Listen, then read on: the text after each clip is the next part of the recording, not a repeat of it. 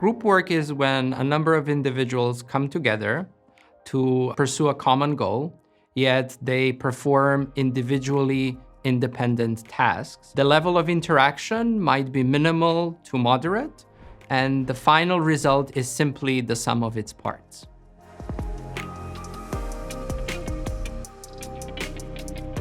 There's huge difference between working in a group and working in a team. Teamwork, again, involves a number of people coming together, yet they are mutually responsible for a common goal, and they work very closely together. So the level of interaction is much more intense, and the tasks that they perform are actually interdependent. The final result is a multiplication of individual parts. It's a little bit like building and maintaining a house. When you build a house, the builders and the carpenters and the electricians and the plumbers need to work together. If one of them doesn't do their job, the final result will be a poor house. On the other hand, once the house is built, you need to maintain it. So the outside painter and the inside painter can work independently of each other. Obviously, if both the inside and the outside are nicely painted, the final outcome will be much better. But they don't need to coordinate as much, and the level of interaction between the outside and the inside painter is minimal.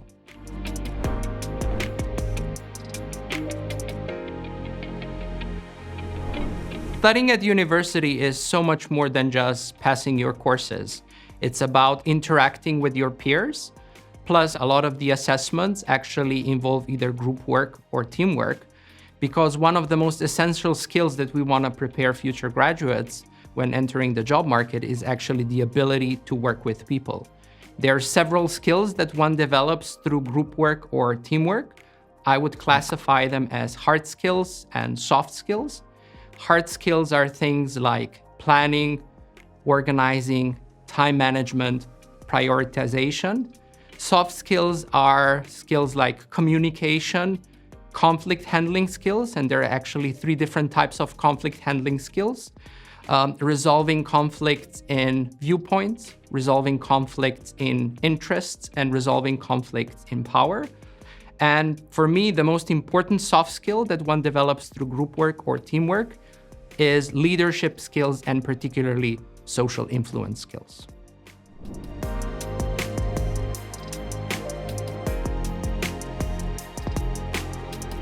Being part of a team, you will inevitably face many challenges, and it's about how do you face and address those challenges? How do you articulate your viewpoints?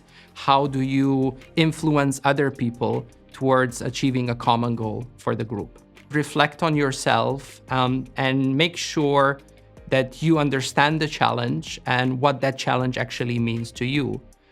Other people might see the challenge completely differently. For example, COVID-19, we very often hear that we're all in the same boat.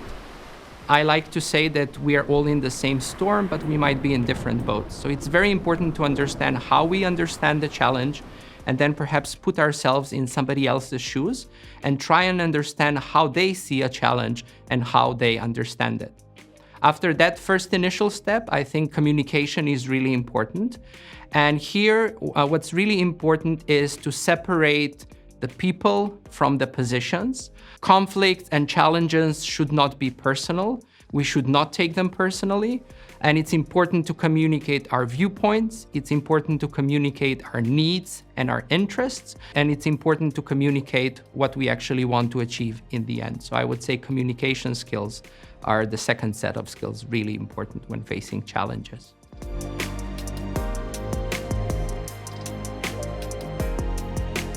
I personally see COVID more as a catalyst, not as a game changer.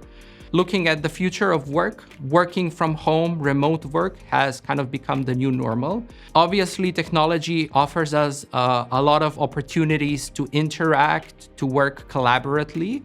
However, in terms of developing those soft skills, in some ways it might obfuscate those face-to-face interactions that usually take place in a physical environment. Going forward, I think there will be more remote work, more remote collaborative work, then it's important for us to particularly focus on those soft skills that are so important and help develop leadership and social influence skills, which according to the World Economic Forum will be one of the top 10 most desirable skills for the job market by 2025.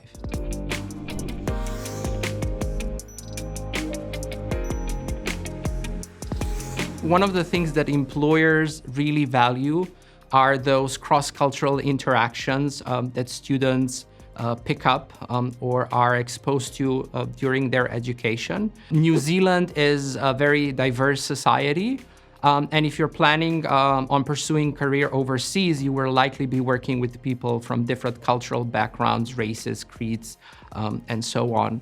I like to encourage my students to kind of push themselves and step out of their comfort zone and form teams with people that are very different to themselves, people that they do not know.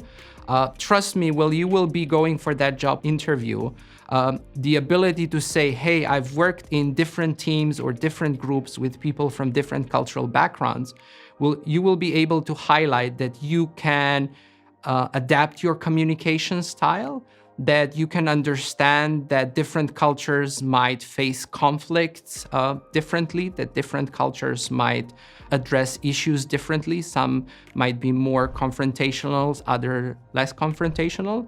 In the end, one of the key skills that you develop as part of a team or a group are leadership skills.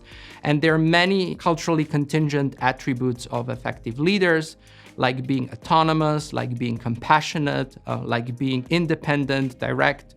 And working in culturally diverse teams, you actually hone in on those skills. You become much more sensitive, and you actually are able to adapt your communication style, your problem-solving skills, and many other skills to the specificity of the context.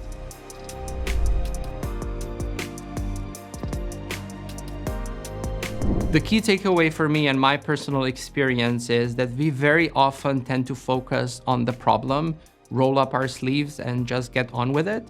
And I think it's so important in that initial phase that we actually share information about ourselves, about our cultural background, about the way that we work, and most importantly, what are also our goals and our priorities of being part of this team.